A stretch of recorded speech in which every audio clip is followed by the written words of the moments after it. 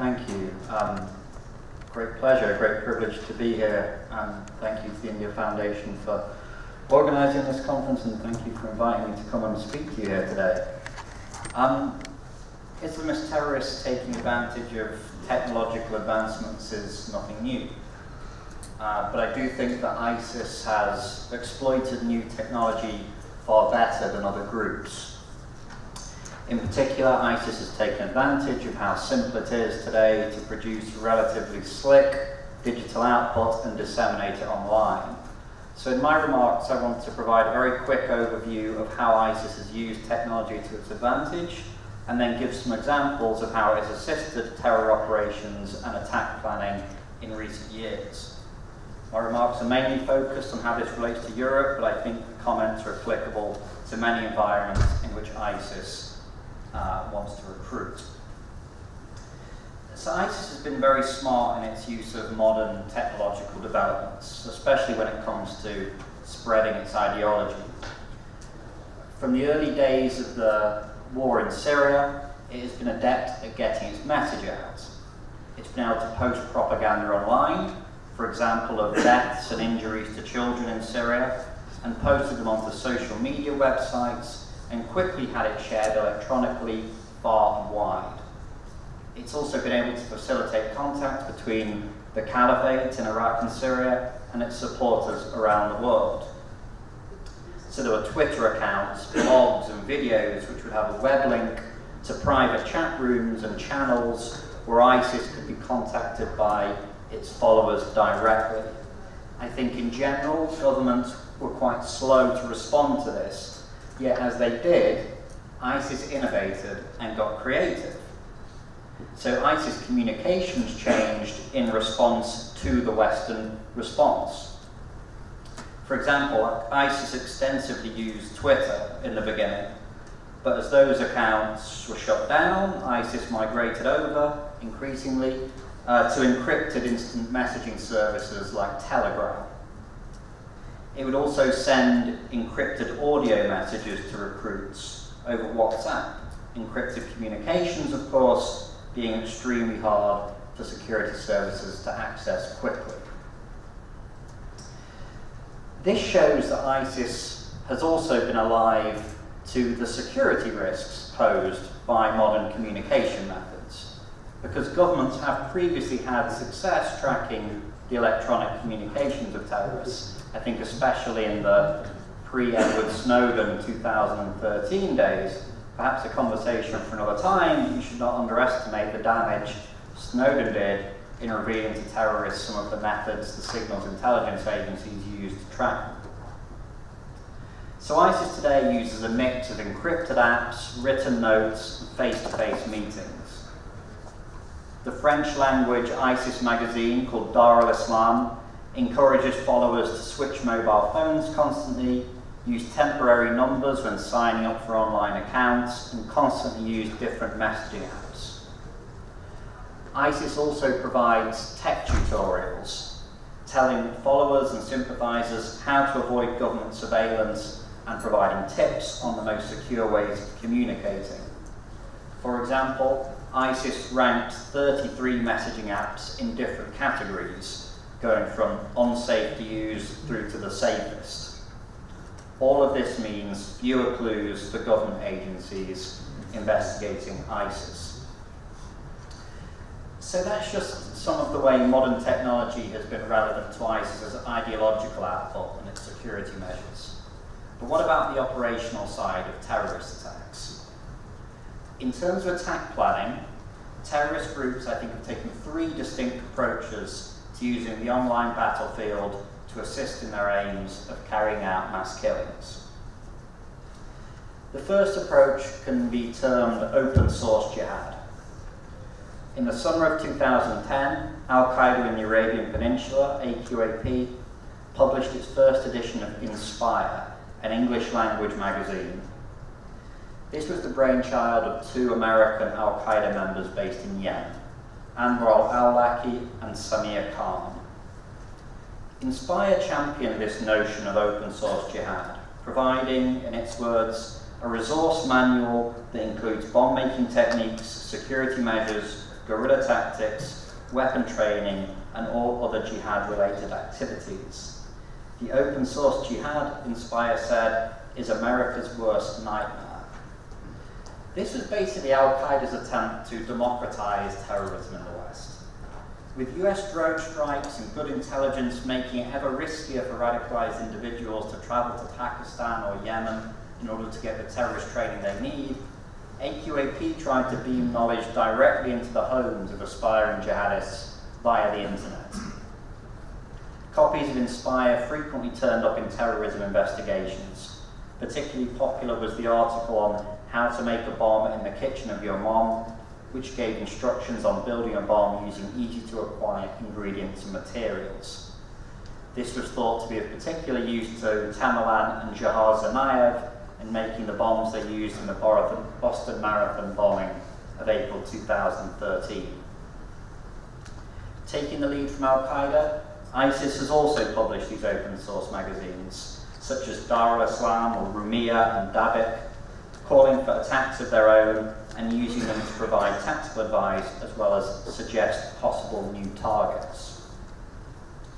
The second approach, and one that ISIS has been especially effective with, is crowdsourcing jihad. The former New York Police Department Director of Intelligence Analysis, Mitch Silver, has described this approach. It involves taking work traditionally performed by employees, aka card-carrying members of ISIS, and issuing an open call for individuals outside the organisation to carry it out. This approach was encapsulated in an audio recording released online by the group in September 2014 and featured ISIS's external operations emir, Abu Muhammad al-Adnani, imploring supporters to launch a series of operations against the disbelievers, regardless of how sophisticated they were. So suicide bombings using explosives were to be eschewed for an approach that can involve knives, axes, trucks, basically items that could be easily acquired and would not raise a red flag on security services' radar. There are numerous examples of this kind of attack. The first person to take up the instruction 2 days after al-Adnani's speech was an Australian teenager, Abdul Numan Haider, who stabbed 2 police officers in Melbourne before being shot and killed. Perhaps the most stark example was from July 2016. We've heard this referred to already today in Nice, France, where a truck was used by an ISIS supporter to kill 86 people. ISIS's online magazine, Rumiyah, called for more attacks using this method. It suggested other targets, such as outdoor markets, and what happened months later? The call was taken up.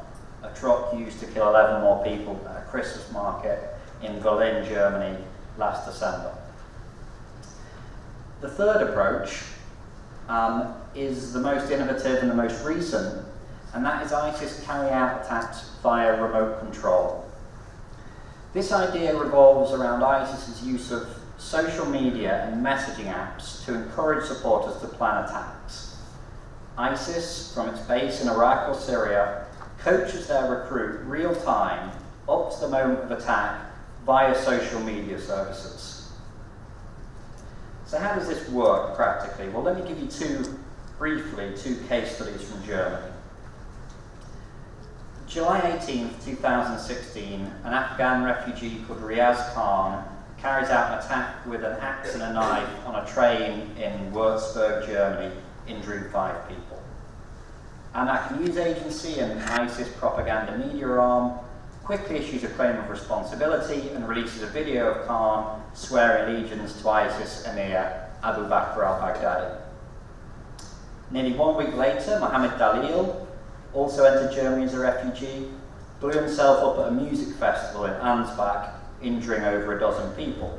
Again, Amaq News Agency issues this claim of responsibility on ISIS's behalf and publishes a video of Dalil swearing allegiance to Baghdadi. Well, it emerged quite quickly in the investigation that these weren't lone wolves.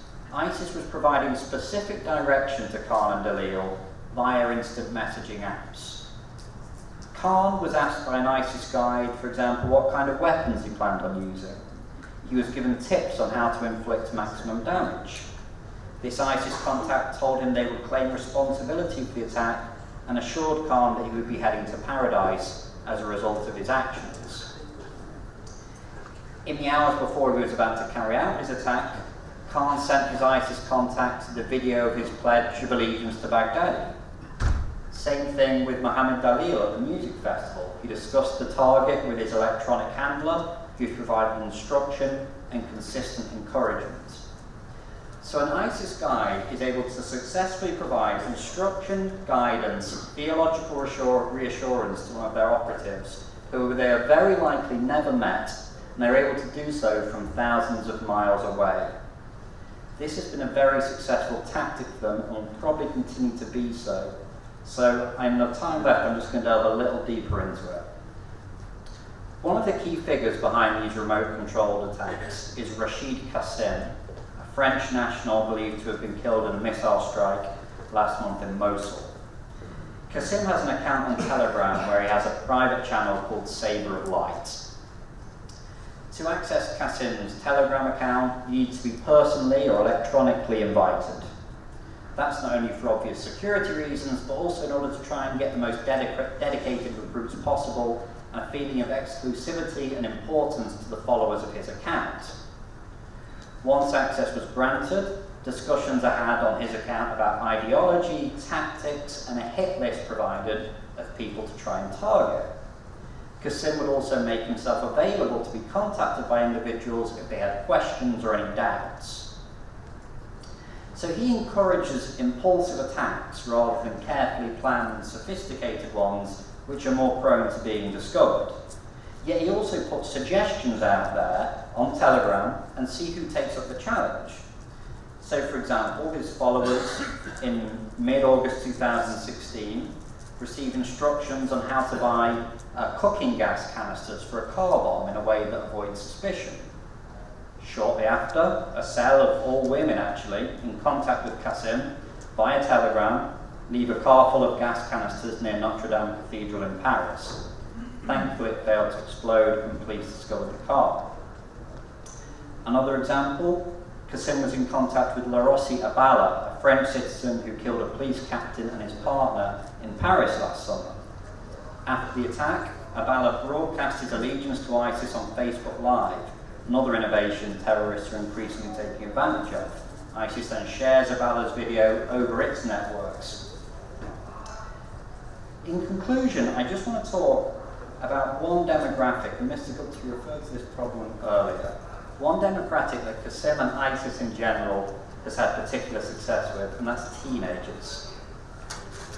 Between September 2014 and December 2016, there were a total of 34 plots organised against the West by ISIS-inspired or directed teens.